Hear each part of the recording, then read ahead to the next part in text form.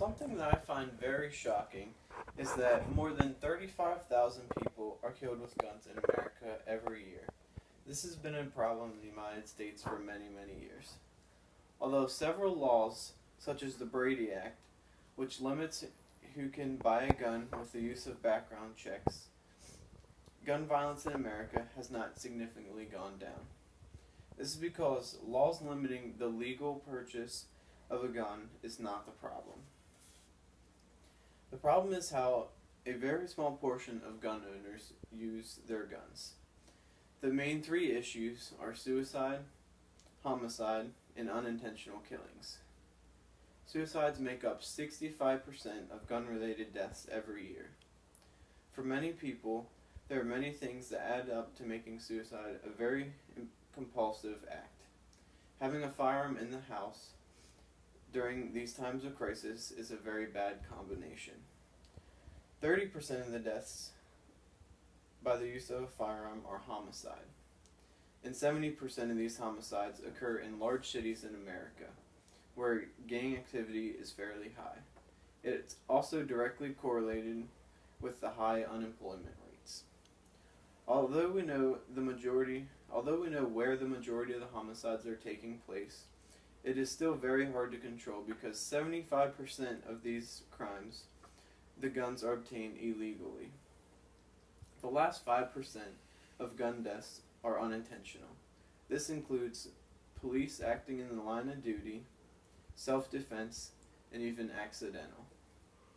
Most of these come from gun owners not having adequate training to operate their particular firearm. These tragic misuses of guns, but there is still hope for this country. Several laws and outreaches need to be put in place to help minimize the death from firearms.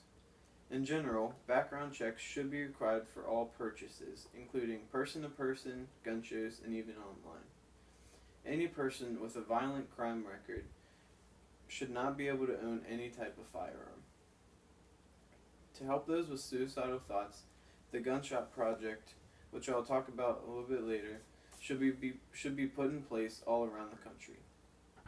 To help lower the homicide rates, gun laws that are already in place need to be enforced much harsher, and the penalty for violating these laws have to be much more severe.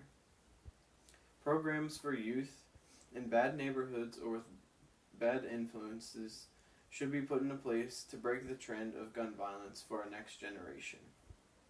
Lastly, accidental gun killings should not be happening. Rigorous training and testing needs to be required to minimize the accidental misuse of a firearm. These are all great ideas, but how do we know violence can actually be controlled? Well, several small-scale systems, similar to the ones I've been talking about, are already in place.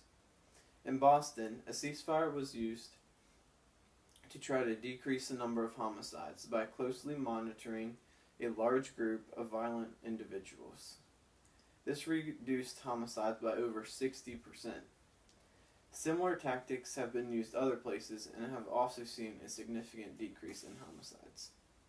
Similarly, the Vermont Gun Shop Project was created to help people with suicidal thoughts.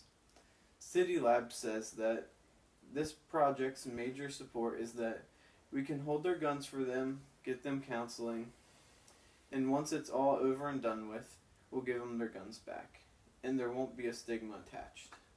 In other words, the Gun Shop Project is doing everything possible to keep someone in a moment of crisis from hurting themselves. As you can see, several projects have been put into place and seen significant impacts in gun-related deaths. This is where you can come into play.